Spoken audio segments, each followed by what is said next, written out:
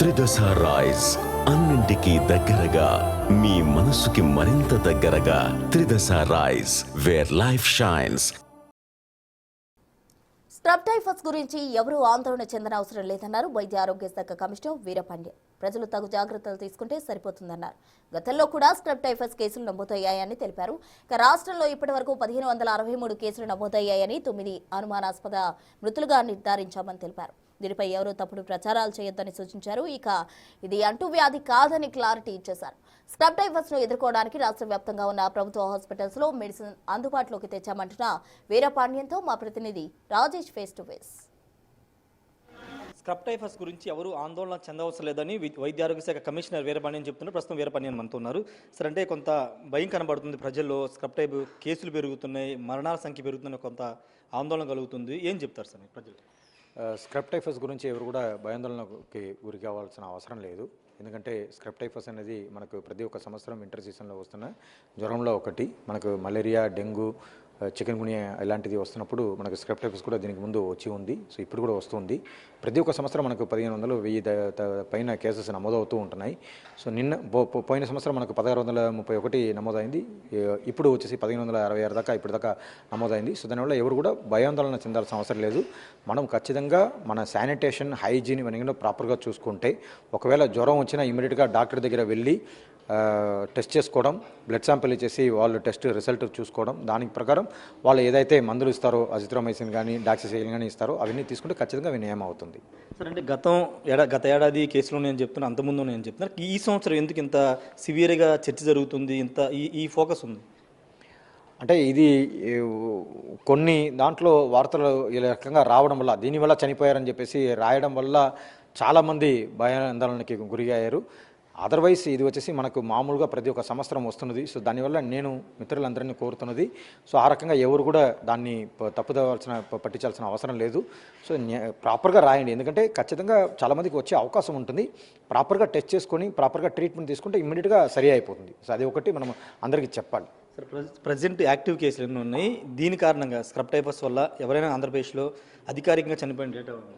So మనకు ఇప్పటిదాకా ఈ సంవత్సరం వచ్చి 1566 కేసెస్ పాజిటివ్గా నమోదైంది. సో దీంట్లో ఇప్పటిదాకా 9 సస్పెక్టెడ్ డెత్స్ ఉన్నాయని చెప్పేసి మేము నిర్ధారించాము. సో అది వచ్చేసి మొత్తం కూడా కోమార్బిడిటీస్, ఈ స్క్రబ్ టైఫస్ కూడా పాజిటివ్ ఉంది, దాంతోపాటు కోమార్బిడిటీస్ ఎక్కువ ఉండడం వల్ల చనిపోయారు. సో అది మనము అందరం కూడా ముఖ్యంగా గమనించాల్సిన. ఇది కూడా కరోనా వైరస్ లాగా ఒకరి నుంచి ఇంకొకరు వ్యాప్తి చెందుతుంది, రకరకాల పుకార్లు జరుగుతున్నాయి. జనరల్గా ఏం చెప్తారు, ఇది ఒకరి నుంచి ఒకరికి వ్యాప్తి చెందే వైరస్? ఇది అలా కాదు. ఇది మనుషుల దగ్గర నుంచి ఇంకొక మనిషికి ఇది కంటేజియస్ కాదు. సో ఇది వచ్చేసి ఖచ్చితంగా మనకు అక్కడ పేడ పురుగులు అలాంటిది ఉంటే మన ఇంటి పరిసరాలు శుభ్రంగా లేకపోవడం వల్ల ఎలుకలు అలాంటిది రావడం వల్ల దాని ద్వారా మనకు వస్తాయి. ఆ మైట్స్ వల్ల వస్తుంది. సో ఆ మైట్స్ రాకుండా చూసుకోవాలి. దానికోసం ఆల్రెడీ చెప్పడం జరిగింది. ఇన్సెక్ట్ రెపెలెంట్ రాసుకోవడం, తర్వాత మస్కిటో నెట్ వాడుకోవడం, ఇంటి పరిసరాలను శుభ్రంగా ఉంచుకోవడం, తర్వాత కింద కూర్చి ఉన్నప్పుడు వచ్చేసి ఏదైనా బట్టలు కానీ లేకపోతే పేపర్ కానీ వేసుకొని కూర్చోవడం. సో అలాంటిది చేసుకోవాలి. చెప్పులు ఖచ్చితంగా వేసుకోవాలి. ఖచ్చితంగా ముఖ్యంగా సాయిల్లో మనం ఫార్మింగ్ వర్క్ చేస్తున్నప్పుడు, వ్యవసాయ పనులు చేస్తున్నప్పుడు అక్కడ చెప్పులు వేసుకోవడం. సో ఇలాంటి మనం ముందు జాగ్రత్తలు తీసుకుంటే ఖచ్చితంగా ఇవన్నీ కూడా రాకుండా చూసుకోవచ్చు. అంటే వైద్య ఆరోగ్య శాఖ తరఫున ఎలాంటి ప్రిపరేషన్స్ మీరు చేశారు? రాష్ట్ర వ్యాప్తంగా ప్రభుత్వ హాస్పిటల్లో కానీ పిహెచ్సిలో కానీ ఎలాంటి ఏర్పాట్లు చేశారు? మన వైద్యశాఖ తరపు నుంచి ప్రతి ఒక్క సబ్ సెంటర్లో, ప్రతి ఒక్క పిహెచ్సి, సిహెచ్, ఏరియా హాస్పిటల్, జీజీహెచ్లో మనకు కావాల్సిన మందులు పెట్టుకోవడం జరిగింది. తర్వాత ప్రతి ఒక్క జీజీహెచ్లో మనకు ఎక్కడైతే ల్యాబ్లు ఉన్నాయో దానికి కావాల్సిన రీఏజెంట్స్ కూడా పెట్టుకొని టెస్టింగ్ చేయమంటున్నాము. సో ఎక్కడ ఏది వచ్చినా ఇమీడియట్గా ట్రీట్మెంట్ ఇవ్వడానికి ఆలోచన హాస్పిటల్లో ఒక చిన్న వార్డు కూడా తయారు చేసుకోమని చెప్పాము. డిమండచోళ్ళకి, డీసీహెచ్లకి, తర్వాత సూపరింటెండెంట్లందరూ కూడా ఒక కోఆర్డినేషన్ మీటింగ్ పెట్టుకొని ఎక్కడ ఏది జరిగినా ఇమీడియట్గా ఒక ర్యాపిడ్ రెస్పాన్స్ టీమ్ని పంపించేసి చర్యలు తీసుకోవడం, తర్వాత ప్రజల మధ్యలో అవగాహన కార్యక్రమాన్ని కూడా చేయమని చెప్పేసి ఆదేశం ఇవ్వడం జరిగింది. అంటే రైతులు కొంత ఎక్కువ డ్యామేజ్ అయ్యే అవకాశం, ఎందుకంటే రైతులు పొలాల్లో ఉంటారు కాబట్టి చెప్తున్నారు. నెక్స్ట్ రబీ సీజన్ స్టార్ట్ అవుతుంది.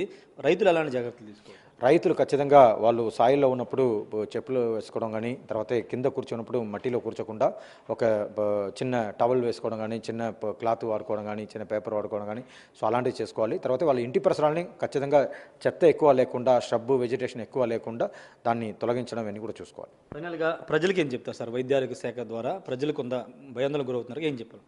ప్రజలు ఎవరు కూడా భయాందోళనకి గురి కావాల్సిన అవసరం లేదు. ఒకవేళ మీకు జ్వరం వస్తే ఇమ్మీడియట్గా పక్కన ఉన్న డాక్టర్ దగ్గర వెళ్ళండి. ఆర్ఎంపీ దగ్గర వెళ్ళకూడదు, మెడికల్ షాప్కి వెళ్ళకూడదు. వాళ్ళు ఇస్తున్న మందులు మీరు ఇష్టం వచ్చినట్టుగా తీసుకోవడం కానీ, ఇంజెక్షన్ వేసుకోవడం కానీ అలాంటివి చేయకూడదు. ఖచ్చితంగా డాక్టర్ దగ్గర వెళ్ళాలి. డాక్టర్ దగ్గర వెళ్ళి బ్లడ్ శాంపుల్ చేసి టెస్ట్ చేసుకొని ఏమేదని తెలుసుకోవాలి. వాళ్ళు ట్రీట్మెంట్ ఇస్తారు, వాళ్ళు మందులు ఇస్తారు. ఏదైతే మందులు రాసిస్తున్నారో ఆ మందులని తినాలి.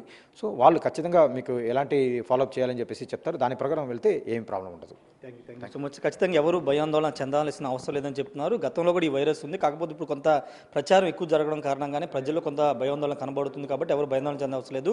అన్ని జిల్లా వైద్య హాస్పిటల్స్లో అన్నింటిలో ఏర్పాట్లు చేసాం. ప్రాథమిక హెల్త్ సెంటర్స్లో కూడా అన్ని ఏర్పాట్లు చేసాం. టాబ్లెట్స్ అన్ని కూడా అందుబాటులో తెచ్చామని చెప్తున్నారు. ఖచ్చితంగా ప్రస్తుతానికి అయితే కేసుల సంఖ్య పరిమితంగా ఉంది కాబట్టి ఎవరు ఎలాంటి ఆందోళన చెందవసరం లేదు. మామూలు జాగ్రత్తలు తీసుకుంటే సరిపోతుందని వీరపన్యం చెప్తున్నారు. కెమెరా పర్సన్ సాయితో రాజేష్, బిగ్ టీవీ, మంగళగిరి నుండి.